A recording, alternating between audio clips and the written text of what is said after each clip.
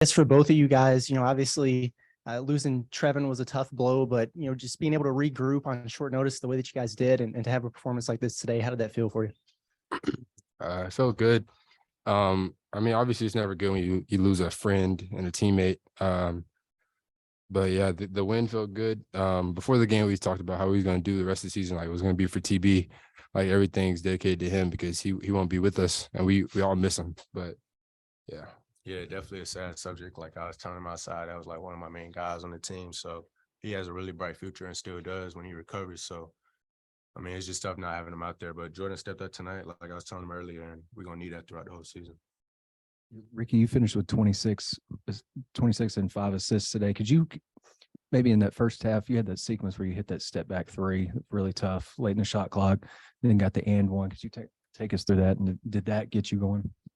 Most definitely. I feel like tonight I was just letting the game come to me. Obviously, I had a slow game, bad game last game, whatever y'all want to call it. I was just letting it come to me, and when I hit the three and then the and one, it just had me going the rest of the game for real. Jordan, you hit that early three, I'm pretty sure. Did that kind of give you some confidence early on? For sure. It always makes you feel good when you see one go in. So it was good. And then Coach Mutz was in my ear talking about keep shooting it. Like, don't stop. We need it. So I was pretty confident. It's been kind of an up and down year for you. How tough has this been for you, and how gratifying is it to have a performance like tonight? It's good, but obviously the work's never over. It's a good feeling to see myself do it because now I know that it's possible. It's not just like a special occurrence. Like it's possible. So now I can go into the next game with the mentality like, oh, okay, you've done this before. You could do it again. It's just confidence, man. Just need a game like this. It's going to carry on for sure. Well, I think you guys got down by 9 early, and OU was like 11-13. You figure, well, they can't keep shooting like that. But then you guys had the lead by the half, and they had a pretty good start the second half to extend it. Just what were you thinking when they were up by 9 and coming back's kind of been your all's MO all year anyway? As good as they were playing and shooting, like it was amazing. I was telling them out there, like I'm over there going to box the guy out, and every time I just see the ball go through the net, I'm like, yeah, we gotta get stops. But as good as they were playing, we were still right there with them. So we knew once we started getting stops, we was gonna pull away. You want to take that too, Jordan? Yeah, I just want to piggyback off what Ricky said. It was really tight. It was really close, but we knew that because we weren't even playing our best in the first half. So we knew once we started turning up on defense, then the lead that we was going to get was going to be expanded, and it was going to go from, okay, we're down 9, down 11, whatever it is, to we're up 11, we're up 9. And then that's what happened. On social media, I'm not very nimble on that, but I saw you tweet something like about overcoming challenges. What did you mean exactly by that? And because it seems like you're a young guy, you're playing pretty well. It wasn't like you've been playing bad or whatever. Yeah, it was just, it's just being a freshman, like coming into college. Like there's a lot of things we have to face that we're not used to.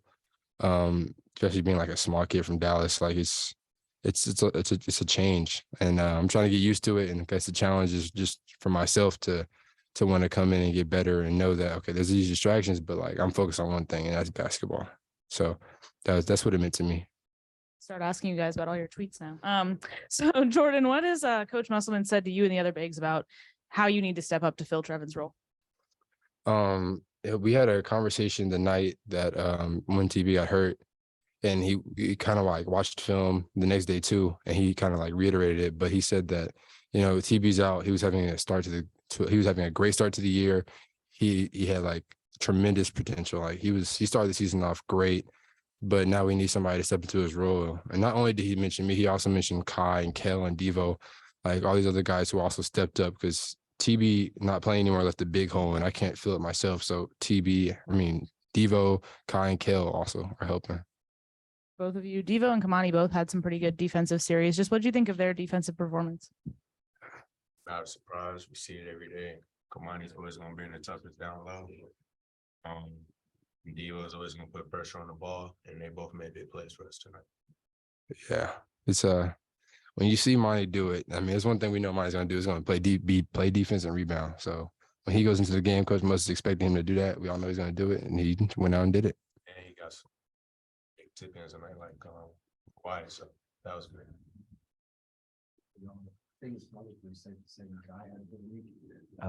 He had a big game today. Looked physically kind of imposing on the interior at times with Groves. What's jumped out to you guys about Makai's play of late? Like what's getting him engaged? I would just say he's getting more comfortable. Like everybody doesn't start off the season red hot. Some people like I feel like Jordan's gonna start moving up now. Makai's been having a great last couple of games, 10-6 tonight. He had the double a couple of games ago. So once everybody starts clicking on the same page, we're gonna be hard to stop. Like I said, like preseason. So Yeah, Kai, he's a real dominant player. Like he has the ability to take over a game. He has a lot of experience. So a lot of the younger guys like me kind of like lean on him a little bit in games because we know he's experienced. So we know that we can look towards him for advice or help or whatever it is.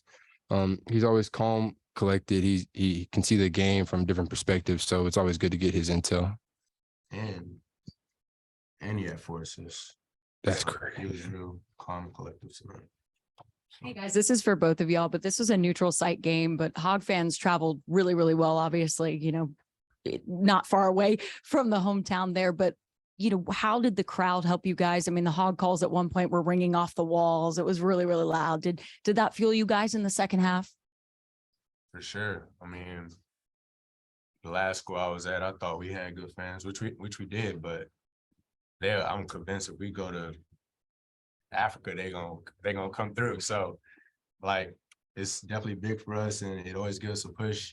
I mean, I just realized that Oklahoma and us are probably the same distance away. So, but we definitely brought a bigger crowd and they definitely help us pull through tonight. Yeah, simply put, we have the best fans in the country. There's no comparison at all. Like you said, we went to Africa, Europe, they will be there cheering us on, Hog calling all the way through. So, yeah, we love them. We love how the energy they bring to the game every night. So they're a big part of our winning. No, you guys weren't on the team last year, but you beat Arkansas by 22. Eric got tossed at the end.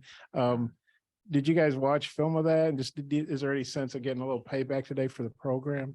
I honestly didn't know he got tossed out, but I watched the game for sure. And Kamani and Devo was telling us how it went, the atmosphere, about how a couple of players were talking and stuff. So it was definitely a get back game, even though we had 2 returners, but we had to do it for them. For sure. Yeah. Just get it.